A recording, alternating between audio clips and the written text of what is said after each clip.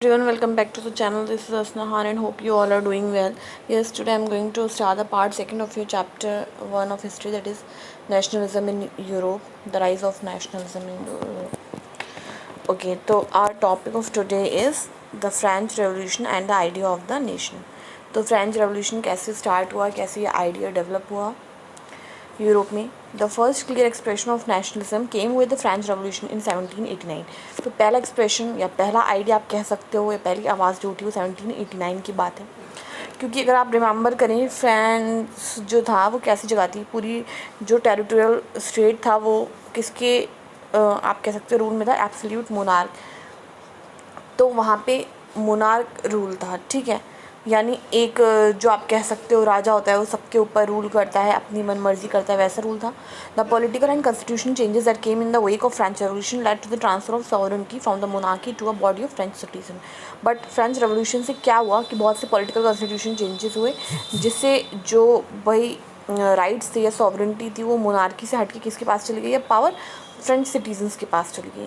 The revolution proclaim that it was a people who would henceforth constitute the nation and shape its destiny. क्योंकि इस revolution में ये कहा गया कि लोग जो हैं वही जो है डेस्टिनी को डिसाइड करेंगे नेशन की, ना कि कोई एक पर्टिकुलर पर्सन या मोनार्क डिसाइड करेगा. जितने भी लोग हैं कंट्री के वो सब मिलकर डिसाइड करेंगे. तो स्टार्टिंग से ये हुआ कि जो फ्रेंच रेवोल्यूशनरी थे उन्होंने बहुत से जो मेजर्स थे, प्रैक्टिसेस थी आप कह सकते हो, तौर तरीके जो है वो इंट्रोड्यूस करे, जिससे एक ऐसी सेंस क्रिएट हो, लोगों के बीच जो है एकता क्रिएट हो, कलेक्टिव आइडेंटिटी हो, कि वो अपने आप को अलग महसूस नहीं करें, एकजुट महसूस करें. कि जब वो अपने आप को आपस में एक महसूस करेंगे तभी वो किसी चीज़ के अगेंस्ट लड़ सकते हैं. तो पहले खुद एक होना था. तो ऐसे कौन से आइडिया थे, जैसे आइडिया ऑफ ला पैट्री, यानी एक फादरलैंड है, हम सबकी फादरलैंड, यानी क्या है, एक ही है. जैसे हम लोग बोलते हैं इंडिया में मदरलैंड, वो लोग बोलते थे फादरलैंड. फिर ले सिटोयन यानी द सिटीज़न, और हम सब इसके सिटीज़न हैं. और इसके ऊपर एम्फेसाइज़ करा गया, इस आइडिया के ऊपर बहुत जोर दिया गया.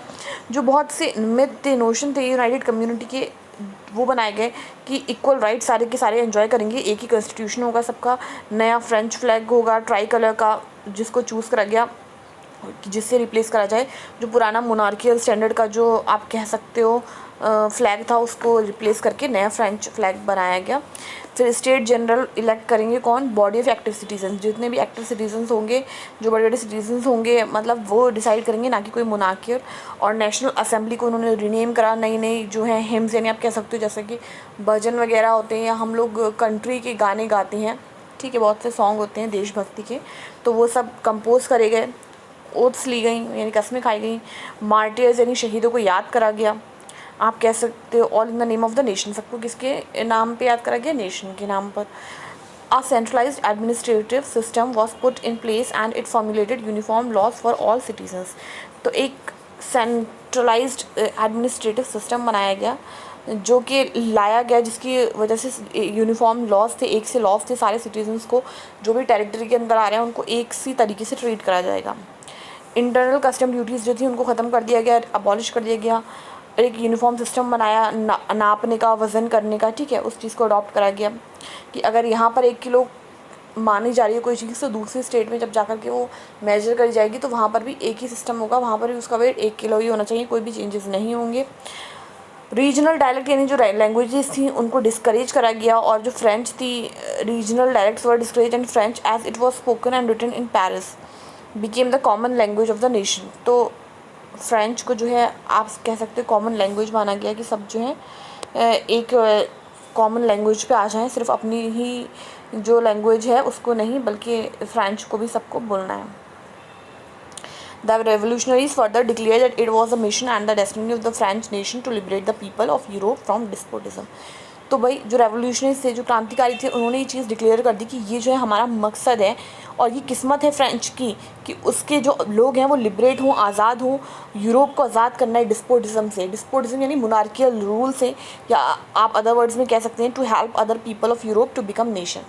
ठीक है, जो यूरोप के अलग पीपल हैं जो अपने आप को आइसोलेटेड फील करते हैं, वो सब अब एक राष्ट्र बनाए मिलके. When the news of the events in France reached the different cities of Europe, जब ये खबरें फ्रांस में जो हो रहा था, फ्रेंच रेवोल्यूशन जो आ चुका था, क्रांति, उसके बारे में जब और सिटीज़ को पता चला, जो यूरोप की सिटीज़ थी, जो स्टूडेंट थे या बहुत से एजुकेटेड मिडिल क्लास के मेंबर्स थे, तो वो भी थोड़े से एक्टिव हुए और उन्होंने जैकोबियन क्लब्स स्टार्ट करे। जैकोबियन क्लब्स यहाँ पे एक ऐसे क्लब है जहाँ पे लोग मिल करके मीटिंग्स करते थे और सोचते थे कि कैसे कि आज़ादी वो लेंगे। Their activities and campaigns prepare the way for the French armies. तो उन्होंने ऐसी एक्टिविटीज़ करी, कैंपेन स्टार्ट करी, फ्रेंच आर्मी डेवलप होने लगी, which moved into Holland, Belgium, Switzerland and much of Italy. तो ये सारी जगह पर आप सोच सकते हो कि रेवोल्यूशन जो है स्पीड अप हो रहा था। 1790s की बात है। With the outbreak of the revolutionary wars, जब क्रांति वाली जो लड़ाइयाँ थी वो स्टार्ट हुई, the French armies began to carry the idea of nationalism abroad. तो फिर वो नेशनलिज्म का जो आइडिया था फ्रेंच से वो और दूसरे देशों में भी पहुंचने लगा फ्रेंच से हट के। तो यहाँ पर एक मैप दिया हुआ है आपको जिसमें डिफरेंट डिफरेंट कंट्रीज शो हो रही हैं विद इन दी। तो फिगर्स की क्या दिखा रहा है, Europe after the Congress of Vienna 1850। तो कांग्रेस ऑफ वियना के बारे में भी पढ़ेंगे। Within the wide swath of territory that came under his control, Napoleon set about introducing many of the reforms that he had already introduced in France.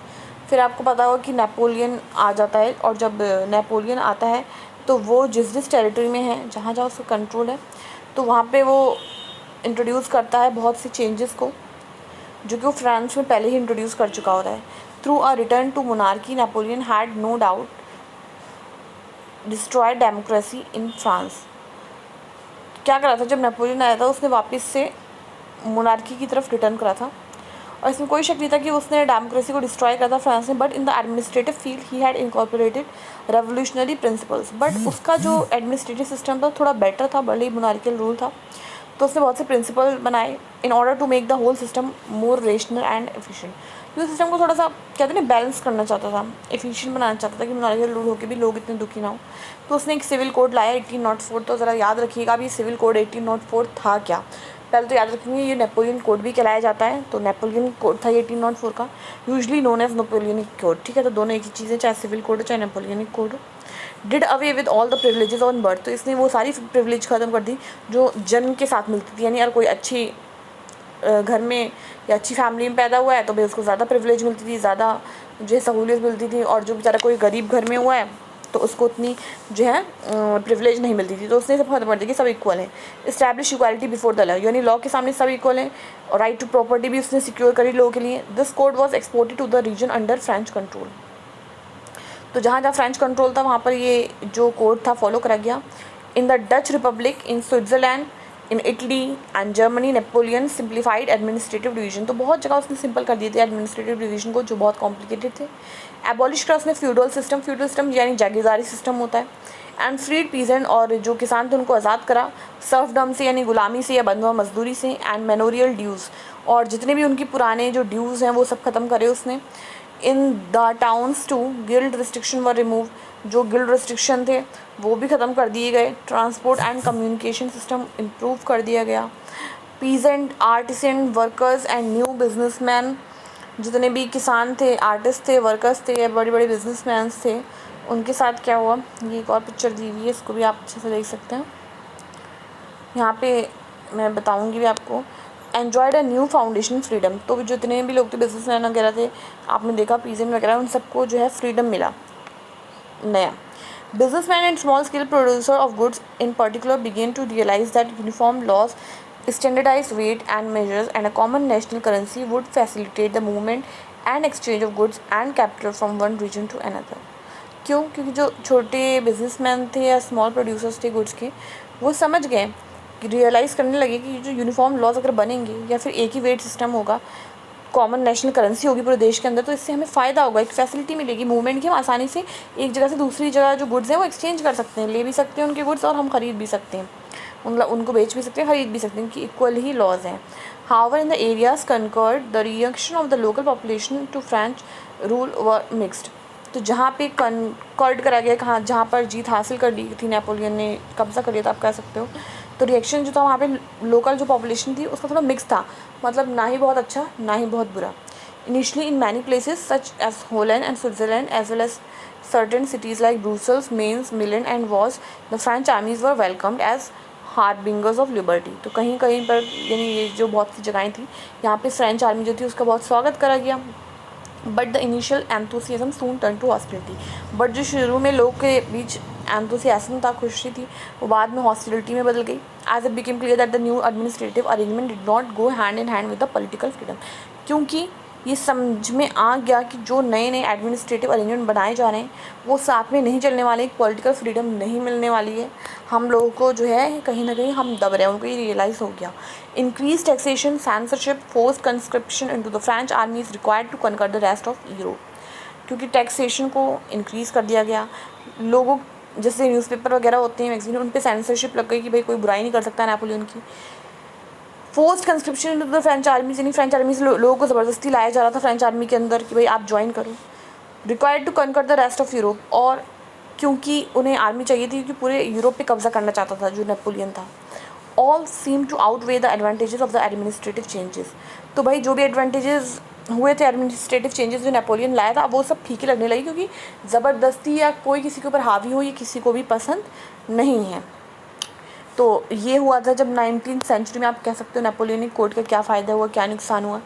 तो आज का topic मैं इतना ही रखूँगी, आई होप आपको समझ में आया होगा। और हमारा नेक्स्ट टॉपिक रहेगा the making of nationalism in Europe, कैसे नेशनलिज्म यूरोप में बनाया गया। तो अगर आपने वीडियो यहाँ तक देख ली, don't forget to hit the like button. Also, if you haven't subscribed, subscribe to the channel, and you can also share this video with your friends, and if there is any query you can ask in the comment box. So I'll meet in the next class with a new topic. Till then, take care, bye bye.